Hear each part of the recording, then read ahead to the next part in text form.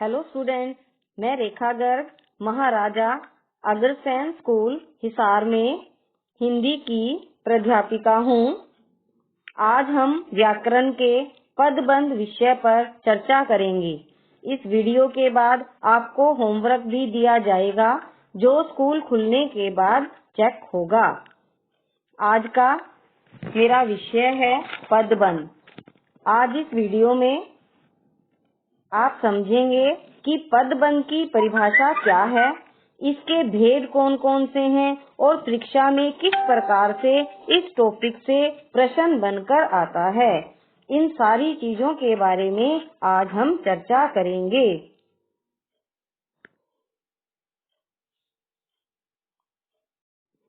पदबंध दो शब्दों के योग से बना है, पद और बंध। अब हमें यह समझना है कि पदबंध होता क्या है, लेकिन यह समझने से पहले हमें पद का अर्थ समझना पड़ेगा। सबसे पहले हम समझते हैं शब्द को। वर्णों के सार्थक समूह को शब्द कहते हैं। जैसे कमल एक शब्द है। जब शब्दों का वाक्य में प्रयोग किया जाए तो वह पद बन जाता है।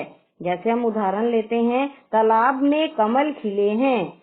यहाँ कमल शब्द वाक्य में प्रयुक्त हुआ है, इसलिए अब यह पद है। जब यह वाक्य में प्रयोग नहीं होता, स्वतंत्र होता है, तो यह शब्द कहलाता है। इसलिए पद की परिभाषा यह हुई कि वाक्य में प्रयुक्त शब्दों को पद कहते हैं। पद कहते हैं। अब हम पदबंध की परिभाषा करेंगे। जब एक से अधिक पद मिलकर एक व्याकरणिक इकाई का काम करते हैं, तब उस बंधी हुई इकाई को पदबंध कहते हैं। जैसे सबसे तेज दौड़ने वाला घोड़ा जीत गया। सबसे तेज दौड़ने वाला घोड़ा, यह पदबंध है क्योंकि घोड़े की विशेषता बताई गई है। पदबंध के 5 भेद होते हैं: संज्ञा पदबंध, सर्वनाम पदबंध, विशेषण पदबंध, क्रिया पदबंध और क्रिया विशेषण पदबंध। पदबंध का पहला भेद है संज्ञा पदबंध। जब एक से अधिक पद मिलकर संज्ञा का काम करें तो उस पदबंध को संज्ञा पदबंध कहते हैं।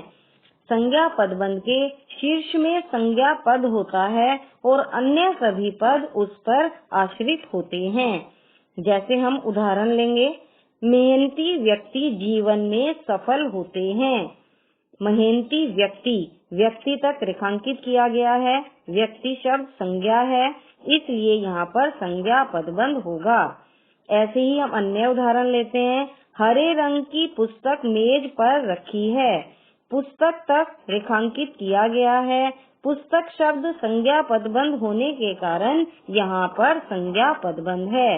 ऐसे ही नेक्स्ट उदाहरण है, दशरथ पुत्र राम ने रावण को मारा। दशरथ पुत्र राम, शीर्ष में राम होने के कारण यहाँ संज्ञा पदबंध है।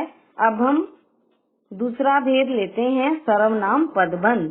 सर्वनाम पदबंध में जब एक से अधिक पद एक साथ जुड़कर सर्वनाम का कार्य करते हैं तो उसे सर्वनाम पदबंध कहते हैं। इसके शीर्ष में सर्वनाम पद होता है।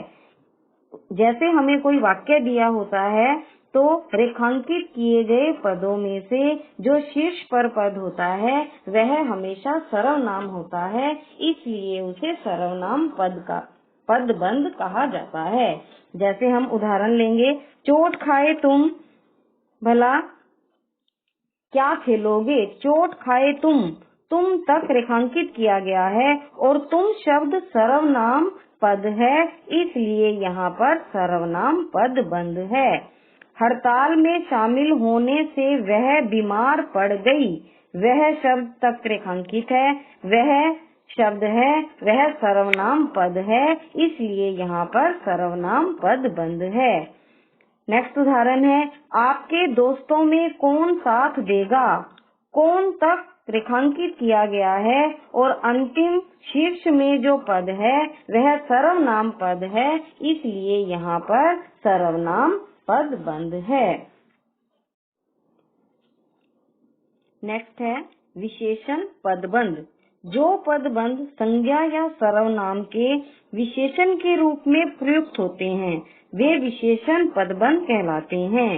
इसमें शीर्ष पर विशेषण होता है और अन्य पद उसी पर आश्रित होते हैं, अर्थात जहाँ पर एक से अधिक शब्द मिलकर किसी संज्ञा की विशेषता प्रकट करते हैं वहाँ विशेषण पदबंध होता है।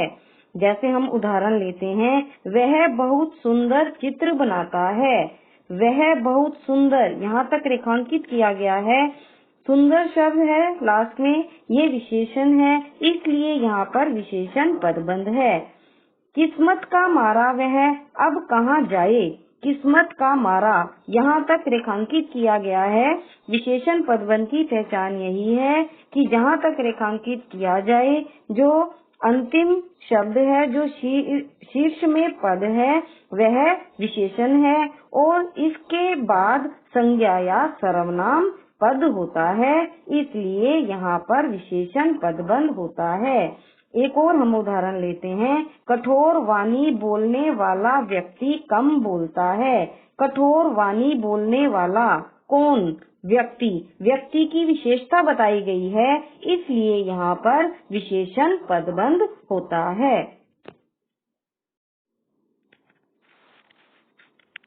अगला भेद है क्रिया पदबंध। जहाँ एक से अधिक पद मिलकर क्रिया का कार्य करते हैं वहाँ क्रिया पदबंध होता है। क्रिया पदबंध के शीर्ष में क्रिया होती है और अन्य सभी पद क्रिया पर आश्रित होते हैं।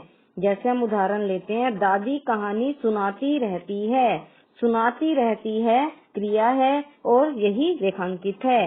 राम मैदान में खेल रहा है। खेल रहा है रेखांकित किया गया है, यहाँ पर भी क्रिया पदबंध है। ऐसे ही हम एक और उदाहरण लेते हैं। गायक गीत गा रहा है। गीत गा रहा है रेखांकित है, इसलिए यहाँ पर भी क्रिया पदबंध है। अगला भेद है क्रिया विशेषण पदबंध। जो पदबंध क्रिया विशेषण के रूप में प्रयुक्त होते हैं उन्हें क्रिया विशेषण पदबंध कहते हैं। इसमें क्रिया विशेषण शीर्ष पर होता है। जैसे हम एक उदाहरण लेते हैं, आज गाड़ी बहुत जल्दी आ गई। क्रिया विशेषण यहाँ पर बहुत जल्दी, आज गाड़ी आ गई, बहुत जल्दी आ गई, क्रिया की विशेषता बताई गई है, इसलिए यहाँ पर क्रिया विशेषण पदबंध है। पक्षी पिंजरे के अंदर बैठा है। बैठा है क्रिया है, इसकी विशेषता है कि वह पिंजरे के अंदर बैठा है, इसलिए यहाँ पर क्रिया विशेषण पदबंध है। ऐसे ही हम एक और उदाहरण लेते हैं। खिलाड़ी मैदान की ओर गए हैं। खिलाड़ी गए हैं, कहाँ गए हैं? मैदान की ओर। क्रिया गृह कार्य। पदबंध किसे कहते हैं, उसके भेदों का उदाहरण सहित वर्णन कीजिए और आपकी पुस्तक में अभ्यासार्थ कुछ वाक्य दिए गए हैं जिनमें से पदबंध छांटने हैं और पदबंध के नाम लिखने हैं।